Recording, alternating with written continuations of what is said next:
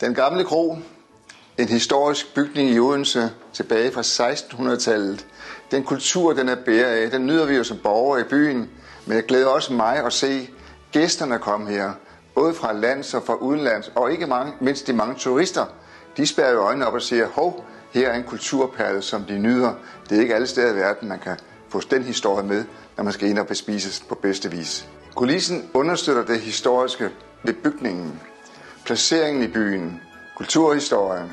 Der hvor Andersen han færdes, der hvor moren vaskede nede ved åen her, der hvor Andersens hus ligger her, hans fødehjem. Og det er lige midt i den gamle kerne af Andersens egen by.